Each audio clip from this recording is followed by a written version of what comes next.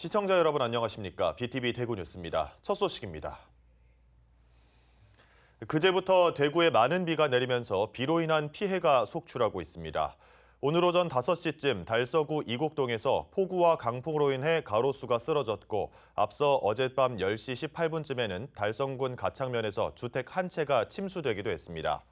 어제 오후 3시쯤에는 달성군 구지면에서 산사태를 우려한 주민 26명이 대피했고 오늘 오전 5시 50분에는 군위군 소보면 7개 마을 주민 36명이 산사태에 대비해 면사무소와 마을회관으로 대피했습니다. 신천의 수위가 높아지면서 오늘 오전 6시 48분을 기해 신천 동로가 통제되기도 했습니다. 오늘 오전 6시까지 대구에 내린 누적 강수량은 203.3mm로 집계됐습니다. 대구지방기상청은 오늘 대구에 30에서 80mm, 많은 곳은 120mm 이상의 비가 더 내릴 걸로 예보했습니다. 대구시 신청사가 들어올 예정인 옛 두류정수장 주변에는 제1종 일반 주거지역이 밀집해 있습니다. 1종 주거지역은 도시계획법상 4층 이하의 저층주택만 건축이 가능한데요. 이에 대해 일각에서는 신청사 예정부지 주변을 개발하고 두류공원을 관광지로 조성하기 위해서는 일종 주거지역을 상향 조정해야 한다는 목소리가 흘러나오고 있습니다. 천혜열 기자가 취재했습니다.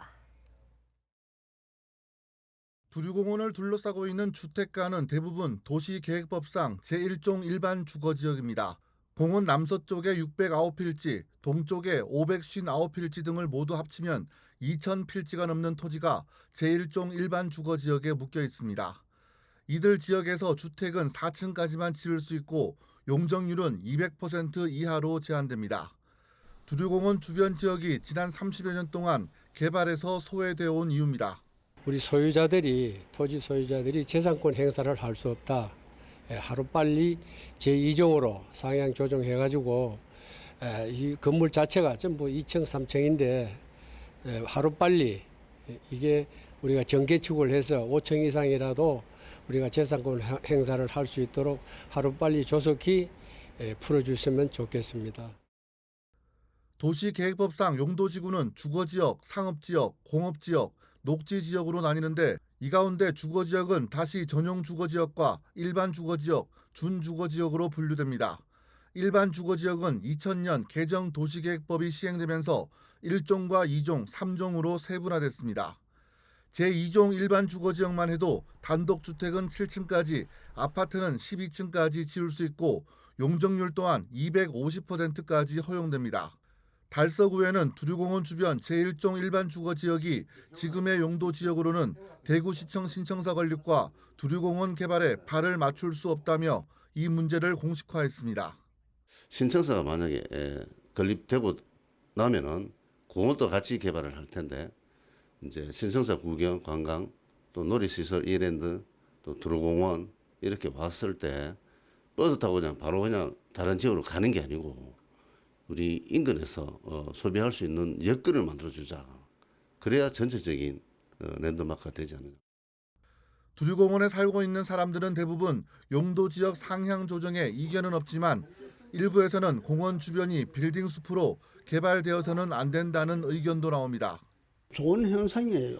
좋은 현상이고 개인적인 제사도로 봐서라도 좋고 좋아요. 그거는 뭐 두 번 다시 말할 것도 없고 좋은데 이제 하나의 좀 생각할 점이 있다면은 주거 3종이나 또 상업지역이나 대보면은 20층이고 30층이고 고층이 올라갈 수가 있다 이 말이야. 그랬을 때 우리 공원이 안 갈리겠나? 그리고 이게 하나의 이제 좀 염려스러운 점이 있죠. 마침 두류공원 일대를 지역구로 두고 있는 국회의원이 국회 국토위 간사를 맡고 있기 때문에 용도 지역의 상향 조정에 대한 기대감이 높아지고 있습니다. 달서구도 이 일대 종 상향에 대해 공감대를 형성하고 있는 것으로 알려져 앞으로의 추진 방향에 관심이 집중되고 있습니다. BTV 뉴스 천혜열입니다. 반려동물 천만 시대, 대구시에도 반려동물 14만 마리가 등록돼 있을 정도로 반려동물 산업이 급성장하고 있습니다. 하지만 매년 10만 마리 이상이 버려지는 등 동물 복지와 보호에 대한 인식과 제도는 산업 성장 속도를 따라가지 못하고 있는데요. 특히 대구는 다른 도시에 비해 동물 보호와 동물 복지 정책이 미흡한 수준이어서 개선이 필요하다는 지적이 나옵니다. 우성문 기자의 보도입니다. 대구시의회 의원연구단체 새시대 희망포럼이 개최한 반려동물 보호 및 복지정책 개선을 위한 토론회. 최근 반려동물을 키우는 인구가 급증하면서 발생하는 이웃 간 갈등이나 동물 학대와 유기 등의 문제 해결 방안을 모색하기 위해 마련됐습니다. 반려동물 천만 시대라고 하지만 우리나라가 또는 대구시가 동물이 살기 좋은 곳인가를 묻는다면 자신 있게 대답할 사람이 얼마나 있겠습니까? 반려동물은 여전히 물건 취급하며 생명으로 존중하지 않는 일들이 계속 일어나고 있습니다. 동물복지문제연구소 어웨어 조사에 따르면 현재 반려동물을 기르고 있다고 대답한 응답률이 36%에 이르고 기르는 동물로는 개 73.9%, 고양이가 32.4%이며 어류와 조류 등이 그 뒤를 이었습니다. 10집 중 3집 이상이 개나 고양이 등의 반려동물을 기르는 셈이지만 버려지거나 잃어버리는 반려동물도 많습니다. 한 해 동안 구조나 보호된 유실, 유기동물은 11만 3,440마리에 이르고 개와 고양이가 대부분인데 보호소에서 입양되는 비율은 27.5%에 불과한 반면 자연사 비율이 26.9%, 안락사는 16.8%입니다. 대구의 경우 보호소 동물의 44.1%가 사실상 방치돼 폐사하는 자연사를 당하고 있어 전국 평균 29.8%를 훨씬 웃돌았는데 지난해는 보호소에 입소한 새끼 고양이 2,511마리 중 60% 가까이 자연사하기도 했습니다. 산업이 성장하는 속도만큼 사실 어떤 제도적인 부분이나 이제 그런 부분이 개선 속도가 따라잡지 못하는 문제점도 있었거든요. 지자체에 맞는 어떤 그런 개선 과제를 발굴하는 것이 좀 중요할 것 같아요. 토론자로 나선 동물자유연대 최일택 전략사업국장은 대구시는 동물복지 정책의 기조를 찾아보기 힘들다며 서울에 105명, 경남도 34명에 이르는 동물보호관도 대구는 4명에 불과할 정도로 동물보호에 대한 인식이 부족하다고 지적하기도 했습니다. 이번 토론회 제안자인 윤경근 의원은 대구에도 종합적인 동물보호센터가 필요하다며 이를 제도적으로 뒷받침하기 위해 추후 동물복지 조례안 발의에 나서기로 했습니다. BTV 뉴스 우성문입니다. 중구의회 후반기 의장단 선거에서 사회적인 물의를 빚은 인물들이 모두 의장단에 당선된 건 누가 출마하는지 전혀 알 수 없는 이른바 교황식 선출 방식 때문입니다. 초등학교 반장 선거보다 못하다는 비판을 받아왔는데요. 대구 지역 9개 의회 중 3곳이 아직도 이런 교황식 선출 방식을 채택하고 있습니다. 김민재 기자가 보도합니다. 후반기 의장단 선거가 치러지는 대구 중구의회 본회의장. 회의장 안으로 들어가는 문이 굳게 닫혀 있습니다. 의장단 선거를 무기명 투표로 한다는 이유로 모든 방청객들을 본회의장 밖으로 나가게 한 겁니다. 선거 과정조차 비공개하면서 누가 출마했는지, 누가 몇 표를 얻어 당선됐는지 외부에서는 전혀 알 길이 없습니다. 선거는 별도의 후보 등록이나 정견 발표 없이 각자 지지하는 의원을 적어내 가장 많은 표를 얻은 사람이 당선되는 이른바 교황식 선출 방식입니다. 누가 더 나은 후보인지 자질과 능력을 검증하는 절차는 없습니다. 초등학교 반장 선거보다도 못하다는 비판을 받아온 방식으로 의원 7명 중 4명이 서로 뜻을 모아 의장단을 꾸린 것으로 보입니다. 대구시의회를 비롯해 대구 10개 지방의회 중에서 여전히 이런 교황식 선출 방식을 채택하고 있는 곳은 중구의회와 남구의회 그리고 동구의회 3곳입니다. 나머지 7개 의회는 후보 등록을 하고 정견을 발표한 뒤 선거를 치르는 후보 등록제를 채택하고 있습니다. 이거는 지방의회라는 민주주의의 어떤 입법기관이거든요. 입법기관 자체에서 이런 반민주적 방식으로 한다는 자체가 저는 좀 문제가 있다 생각하고 사실은 그 어떤 의회나 제도나 민주주의가 발전할 때는 투명성들이 어떻게 계속 강화되는 게 원칙이거든요. 근데 이건 의장 선출 방식이고 불투명에 의지하는 그리고 짬짬이 의존할 수밖에 없는 이런 방식이 계속 유지되는 자체가 이 민주주의가 성숙하지 못했고 지방 자체가 여전히 퇴행의 과정에 있다 이렇게 평가할 수 있습니다. 여전히 구태를 벗어나지 못하고 있는 일부 지방의회 의장단 선거. 깜깜이 선거와 깜깜이 투표로 지방의회의 신뢰를 스스로 무너뜨린다는 비판을 받고 있습니다. BTV 뉴스 김민재입니다.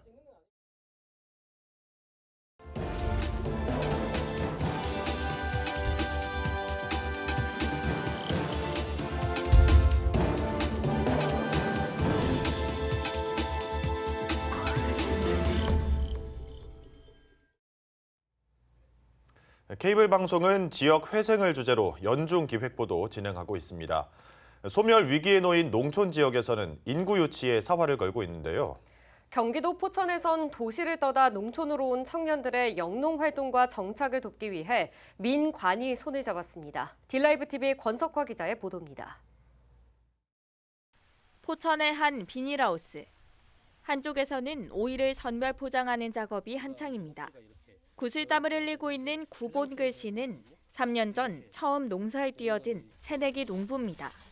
직장 생활을 하기 바빴던 도시 생활 대신 농촌에서 새로운 기회를 찾기로 했습니다. 생활하고 이런 데는 조금 어려웠던 것 같아요. 뭐 지원 같은 것도 제가 할 수 있는 부분이 없는 것들도 다 이제 연합회에서 하니까는 사실 제가 신경 쓸 부분도 많이 없는 것 같고. 7년 전 아버지를 따라 자연스레 농부가 된 박세훈 씨. 농사를 짓는 부모님께 기대지 않고 1,600평 규모의 밭을 직접 일구고 있습니다. 변덕스러운 날씨부터 서툰 농사일까지 어느 하나 쉬운 것이 없었습니다. 하지만 포천시 시설채소연합회 선배 농부들의 도움으로 시설채소 작물 재배가 익숙해졌고 이제는 쑥갓과 얼갈이, 고수와 참나물 등 다양한 종류의 채소들을 스마트팜을 이용해 재배하고 있습니다. 불편했던 점은 전혀 없던 것 같고 오히려 좋은 것 같아요. 제가 처음 농사 지어봐서 그런지 모르겠는데 농사 짓는 그 기술센터랑 농부들 간의 교류가 되게 좀 원활한 것 같아요. 청년 농업인을 위한 이런 혜택은 포천시 농업기술센터에서 주관하는 시설채소연합회 활동 덕분입니다. 1세대 농업인이 멘토가 돼 이뤄지는 연합회 활동은 포천시 농업을 발전시키는 게 목표입니다. 선도 농업인인 시설채소연합회는 연말에 농업기술센터와 함께 미래 농촌 경제의 대안으로 떠오르고 있는 6차 산업과 스마트 농업 등 2세대 청년 농업인을 위한 교육도 준비하고 있습니다. 1세대의 유통 방법은 도매시장 출하하는 거였어요, 우리는. 근데 우리 2세대는 또 다르더라고요, 생각이. 뭐 6차 산업이니 뭐 유통 뭐 2세대는 그쪽에 굉장히 관심이 많습니다. 최대한 우리 연합회 1세대들이 도와줘서 포천 농업의 중심이 될 수 있도록 또 그것도 마찬가지 그렇게 최선을 다하겠습니다. 포천시는 시설채소 청년연합회 40명의 청년 농업인을 시작으로 청년 농부를 위한 지원 정책을 매년 확대해 나갈 예정입니다. 딜라이브 뉴스 권석화입니다. 지방소멸 위기에 자치단체마다 대응책 마련에 고심하고 있습니다. 포천시에서는 청년 농업인을 위한 귀농 정책에 위기소멸 대응에 관한 한 축을 담당하고 있는데요. 그렇다면 실제 포천시에서 농사를 짓고 계시는 윤경민 포천시 시설채소 청년연합회 사무국장님을 모시고 얘기 나눠보도록 하겠습니다. 안녕하십니까? 네, 안녕하세요. 영농 초기에 정착하는데 어려움은 없으셨을까요? 온전히 제가 자금을 부담해야 되는 거거든요. 정부에서 물론 지원 사업이나 대출 이런 게 있지만 사실 대출이라는 게 20대나 30대 초반 초년생들이 갚기엔 굉장히 큰 금액이 자금이 많이 소요되기 때문에 진입하기가 힘들거든요, 사실. 그렇다고 이게 소규모로 했을 때 이게 소득이 많이 나면 상관없지만 또 그런 품목들이 한정돼 있기 때문에 그런데 굉장히 어려움이 많았습니다.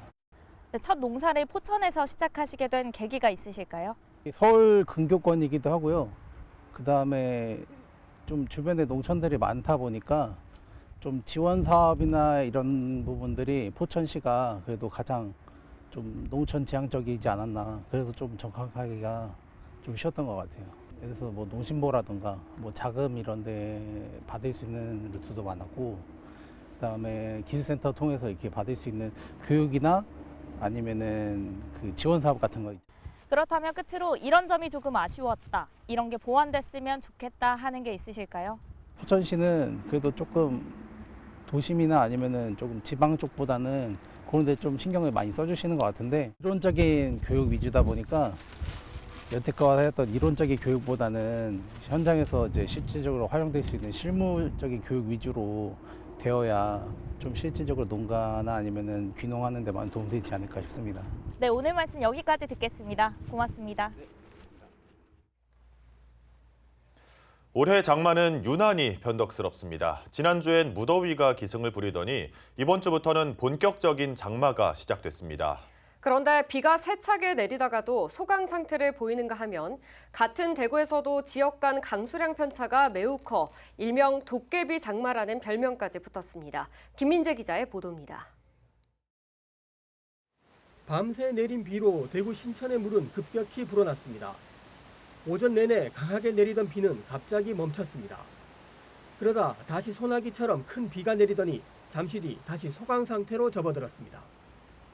대구지방기상청은 호우 예비특보를 발령하는 동시에 비가 그치면 낮 동안은 다시 최고 체감 온도가 31도 내외로 올라 무덥겠다며 폭염 영향 예보를 발표했습니다.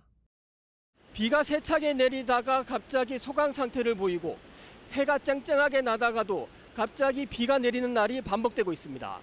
이 때문에 올해 장마철은 유난히 날씨가 심하게 변덕을 부리면서 일명 도깨비 장마라는 별명이 붙여지기도 했습니다. 대구 각 지역별 강수량 편차도 큽니다.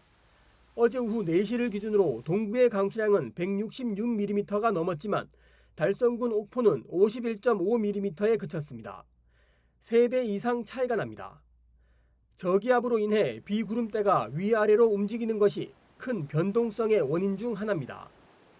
전에 저기압들이 자주 관여를 하기 때문에 굉장히 강수 폭이 남북으로 넓어지고 그 강수의 지속성 또한 굉장히 짧은 형태에서 강한 비가 집중되는 그런 경향이 보인다고 하면 이제부터는 서서히 북태평양 고기압이 굉장히 체계적으로 북상을 하는 가운데 이 남북으로 굉장히 폭이 좁고 동서로 긴 뚜렷한 정체전선 형태의 그런 비구름대들을 우리가 이제 보게 될 수 있다라는 그러한 특징들이 있기 때문에 갈수록 장맛비 양상이 국지성 폭우로 바뀌고 있습니다. 변동성이 큰 장마가 당분간 반복되는 가운데 기상청은 지금까지 장마 기간의 절반 정도가 지난 것으로 판단하고 있습니다. 대구지방기상청은 폭우가 내릴 경우 하수도와 배수구 등에서 물이 역류할 가능성이 높고 돌풍으로 인한 재산 피해도 예상된다며 주의를 당부했습니다. BTV 뉴스 김민재입니다.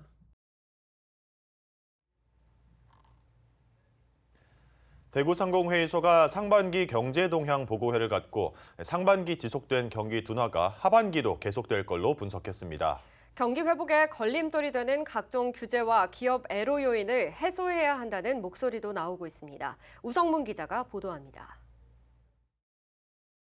지역 경기 둔화가 지속되면서 경기 회복을 위한 제도 개선, 금리 정책 등의 전환을 요구하는 경제계의 목소리가 높아지고 있습니다. 대구상공회의소는 최근 지역 경제 동향 보고회를 열고 상반기 지속된 경기 둔화 현상이 하반기에도 이어질 것으로 전망했습니다. 자동차 부품은 그나마 수출이 늘어날 것으로 예상했지만 정밀화학 수출은 감소하는 등 제조업 부문에선 전반적으로 불확실성이 크다고 분석했습니다.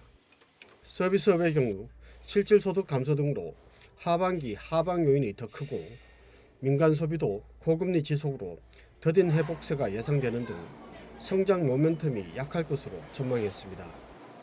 기업들은 외국인 근로자에 대한 교육 지원, 지방투자 촉진 보조금 제도 개선, 해외 수출 촉진을 위한 해외 인증 지원, 환경 규제 완화 등의 규제 완화와 제도 개선을 요구하고 있습니다. 고물가, 고금리 추세와 내수 위축, 부동산 경기 침체로 여전히 많이 어려운 상황입니다. 기업 지원, 기관 단체장님들께서는 규제와 애로 해결에 적극 힘써 주실 것을 부탁드립니다. 홍준표 대구시장은 신산업 육성과 산업구조 재편을 통한 지역경제 체질 강화, 신공항 건설과 TK통합 등 미래발전 정책 추진으로 지역경제에 새로운 활력을 불어넣겠다고 밝혔습니다. 산업 대개편을 하지 않으면 대구가 앞으로 더 어렵게 될 것이다. 그래서 5대 신산업을 육성을 하고 5대 신산업을 중심으로 대구 경제를 다시 되살리려고 합니다. 그래서 앞으로 10년 동안 대구가 다시 일어설 수 있는 계기를 마련하는 것이 우리 대구 시정의 목표입니다. 대내외 불확실성 증대로 마땅한 경기 반등 모멘텀을 찾기 힘든 하반기 지역 경제. 위기 극복의 활로를 찾기 위한 정책 대안 마련이 시급합니다. BTV 뉴스 우성문입니다.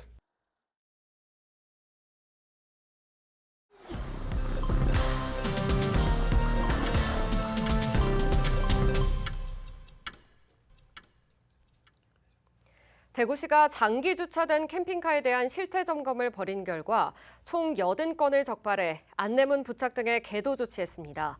지역별로 보면 달서구 본리동이 14건으로 가장 많았고 동구 복무동이 10건으로 그 뒤를 이었습니다. 대구시는 장기 주차된 캠핑카에 대한 직접적인 행정처분 근거가 없다며 과태료 신설을 국토교통부에 건의할 방침입니다. 달성군이 지역 소상공인들의 자금난을 해소하기 위해 하반기에 60억 원 규모의 특례 보증을 지원합니다. 달성군이 5억 원의 출연금을 대구신용보증재단에 내면 출연금의 12배인 60억 원 규모의 경영안정자금이 소상공인들에게 지원되는 시스템입니다. 경영안정자금은 농협은행 달성군 지부와 대구은행 화원 지점에서 받을 수 있습니다. 달성군에 사업장 주소가 있고 관할 세무서에 사업자 등록이 돼 있는 소상공인이라면 누구나 신청할 수 있으며 지원 한도는 최대 3천만 원, 기업은 7천만 원입니다.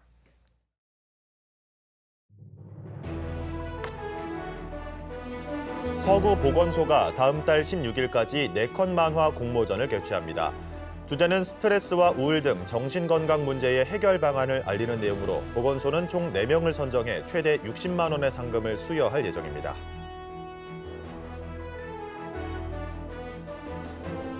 대구교통공사가 학원가가 밀집해 있는 도시철도 2호선 수성구청역 대합실에 60석 규모의 스터디 카페를 조성했습니다. 스터디 카페는 프라이빗 룸과 멀티룸 등 다양한 공간으로 구성돼 있습니다.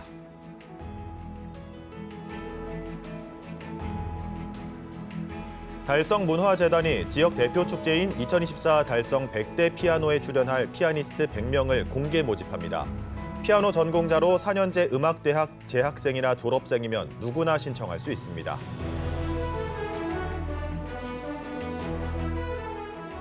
달서구가 치매 안심약국 29곳을 추가로 지정했습니다. 치매 안심약국은 치매 관련 정보를 제공하고 복약지도, 실종노인 신고와 보호 등의 활동을 하는 곳으로 달서구에는 총 97개소가 등록돼 있습니다.